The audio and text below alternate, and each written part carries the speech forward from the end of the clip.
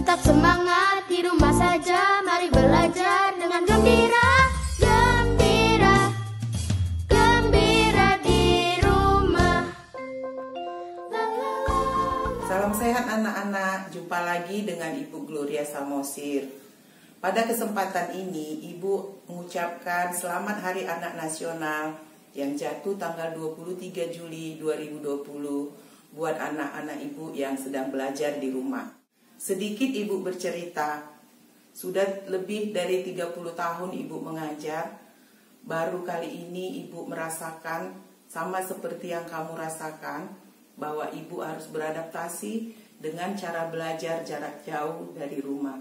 Ibu harus belajar internet dan banyak hal-hal yang perlu Ibu pelajari, begitu juga anak-anak. Ibu harus melek mata tentang teknologi untuk dapat membalas chat-chat anak-anak.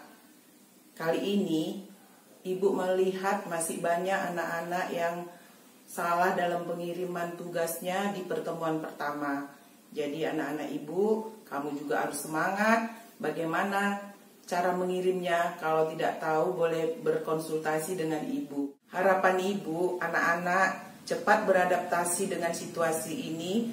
Anak-anak tetap sehat dan semangat. Untuk memulai pelajaran, mari kita berdoa. Berdoa di dalam hati masing-masing. Doa dimulai.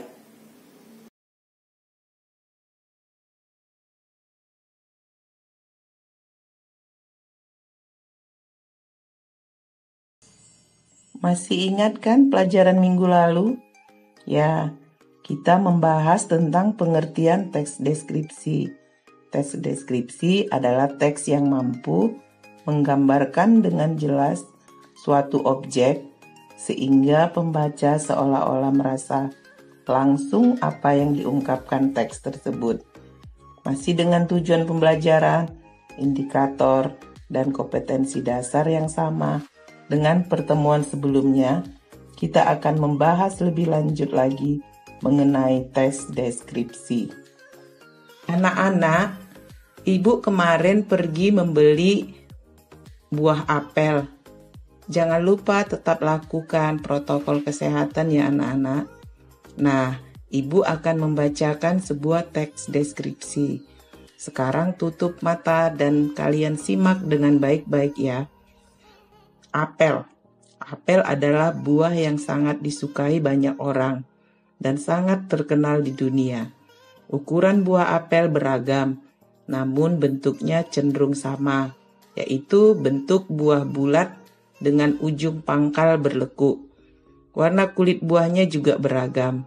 Ada yang warna merah, hijau muda, maupun merah kekuningan. Jika kamu memakannya, daging buahnya terasa manis dan berair. Karena apel tinggi kandungan airnya. Buah apel yang telah dipotong dan terlalu lama terkena udara akan berubah warna menjadi coklat. Oke, boleh dibuka lagi matanya. Yang barusan Ibu baca adalah contoh teks deskripsi yang sederhana. Informasi apa saja yang bisa kita dapat tentang apel? Ya, bentuk apel bulat dan ujung pangkalnya berlekuk. Warnanya ada merah, hijau muda, merah kekuningan. Rasanya manis dan berair. Bisa berubah menjadi warna coklat terkena udara terlalu lama. Ketika Ibu membacakan teksnya, anak-anak semua menutup mata. Tapi anak-anak Ibu pasti bisa merasakan seolah-olah kamu ikut berbelanja apel dengan Ibu dan ikut memakan apel tersebut. Itulah yang disebut teks deskripsi dan tujuannya. Kita tahu bentuk suatu benda dengan melihat, artinya kita menggunakan indera penglihatan atau mata. Kita tahu warna merah, hijau, kuning, coklat juga dengan melihat melalui mata. Kita bisa merasakan rasa dengan menggunakan indera pengecap atau lidah. Ciri-ciri teks deskripsi. Jadi, apa saja ciri-ciri suatu teks sehingga bisa digolongkan sebagai teks deskripsi? 1. Dapat menggambarkan atau melukiskan sesuatu. Menggambarkan tidak selalu menggunakan kuas, cat, dan kanvas, tapi menggambarkan yang dimaksud di sini adalah teks tersebut mampu memberi gambaran, ilustrasi kepada pembaca atau pendengar. 2. Melibatkan kesan indera, sehingga gambaran objek menjadi jelas. Alat indera pada manusia ada 5, atau biasa disebut panca indera. Ada indera penglihatan atau mata yang bisa melihat bentuk, warna, ukuran, atau indera pendengar atau telinga yang bisa merasakan suara seperti berisi, gaduh, sunyi, suara merdu, dan sebagainya. Ada indera pembau atau hidung yang bisa mencium wewangian, bau.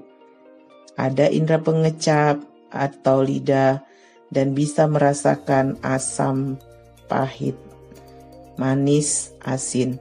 Dan satu lagi indera peraba atau kulit yang bisa merasakan halus, kasar, dingin, panas, dan sebagainya.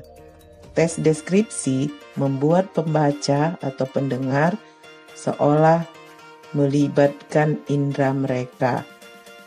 3. Membuat pembaca atau pendengar merasakan sendiri karena memainkan peran indera. Pembaca seolah-olah merasakan sendiri objek tersebut. 4. Dapat menjelaskan ciri-ciri objek secara rinci. Teks deskripsi bukan hanya memberi suatu informasi mengenai suatu objek, tetapi menjelaskannya secara rinci atau menyeluruh. 5. Menggunakan bahasa baku dan ilmiah. Untuk ciri yang kelima ini, kita akan bahas di pertemuan selanjutnya ya anak-anak. Supaya semakin mengerti, Ibu ada contoh lagi tentang teks deskripsi. Sadar atau tidak, kita sering menggunakannya di kehidupan sehari-hari. Dan tentunya kalimat deskripsi sangat membantu kita ketika ingin menjelaskan gambaran sesuatu supaya lawan bicara kita mengerti apa yang kita maksud. Selamat siang, Bu. Ibu mau pesan apa? Ini daftar menunya. Saya pesan nasi goreng telur. Minumnya, Bu? Es teh aja. Ada tambahan, Bu? Oh ya, saya pesan makanan khas Jogja. Apa itu namanya? Gudeg, Bu. Bukan. Makanan itu bentuknya agak bulat kecil-kecil. Di dalamnya ada semacam kacang hijau, kadang-kadang coklat. Makanan itu tampak dipanggang, biasanya dikemas dalam dus, berukuran sekitar 10 x 20 cm. Apa ya nama makanan itu? Oh, itu namanya bakpi ya, Bu? Iya, betul. Saya pesan 2 dus ya. Dari percakapan tadi, kita tahu si ibu sudah punya rencana untuk membeli sesuatu, tetapi ibu tersebut lupa namanya. Dengan menggambarkannya secara rinci kepada abang penjual, akhirnya si abang penjual mengerti bahwa yang dimaksud si ibu adalah bakpia. Coba kita kembali ke ciri-ciri teks deskripsi tadi. Terpenuhikah semuanya? 1. Si ibu mencoba menggambarkan suatu makanan khas Jogja yang ingin dibelinya, agar si ibu tidak salah beli. Berarti itu termasuk ciri 1, menggambarkan sesuatu. 2. Ibunya bilang makanannya berbentuk bulat dan kecil, artinya melibatkan indera penglihatan. Ini contoh ciri 2, melibatkan kesan indera. Kata si ibu, makanan tersebut dikemas dalam dus berukuran 20 x 10. Isinya ada kacang hijau atau coklat. Ibu tersebut menjelaskan dengan rinci, ini termasuk ciri 4, menjelaskan ciri-ciri objek secara rinci. 4. Pada akhirnya, si abang penjual mengerti Makanan apa yang dimaksud si ibu ini? Merupakan ciri ketiga, pendengar, pembaca merasakan sendiri. Masih penasaran dengan ciri-ciri teks deskripsi? Ibu akan menyanyikan sebuah lagu dari syair yang sangat bagus, karangan Bapak Ismail Marzuki. Judulnya Rayuan Pulau Kelapa. Dengarkan dengan seksama dan temukan informasi apa yang ada dalam syair ini. Tanah airku Indonesia, negeri elok amat ku cinta. Tanah tumpah darahku yang mulia, yang ku puja sepanjang masa. Tanah airku aman dan makmur, Pulau Kelapa yang amat subur, Pulau Melati pujaan bangsa sejak dulu kala. Melambai-lambai nyiur di pantai, berbisik-bisik Raja Klana, memuja pulau nan indah permai, tanah airku Indonesia. Syair dalam bentuk lagu tersebut menggambarkan keindahan Indonesia. Ciri satu yang bisa kita rasakan melalui pohon kelapa yang seakan menari-nari di bibir pantai. Ciri 2, pohon kelapa adalah pohon yang banyak ditemukan di pantai, tumbuh subur, melambangkan keindahan pulau-pulau Indonesia dari Sabang sampai Merauke. Gambaran ini semakin jelas dengan kata-kata memuja pulau nan indah permai, ciri 3. Syair tersebut juga menjelaskan ciri-ciri terperinci mengenai Indonesia, seperti Pulau Melati, di mana Melati merupakan puspa pesona Indonesia, ciri 4. Sebelumnya, Ibu sudah memberi contoh 3 teks deskripsi yang cukup sederhana. Contoh kali ini adalah teks deskripsi yang sangat berhubungan dengan anak-anak Ibu sebagai siswa baru di SMP Negeri 4 Tebing Tinggi. Silakan baca dan pahami teks tersebut. Kalian dapat menekan tombol pause pada video ini selama membacanya. Nanti akan dilanjutkan dengan pembahasan Ibu ya.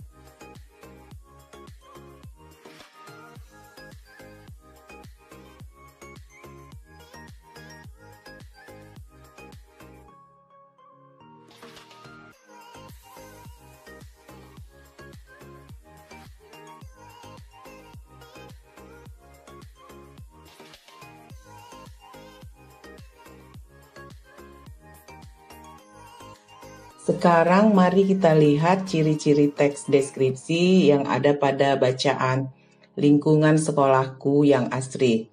Pertama, apa yang coba digambarkan tokoh aku?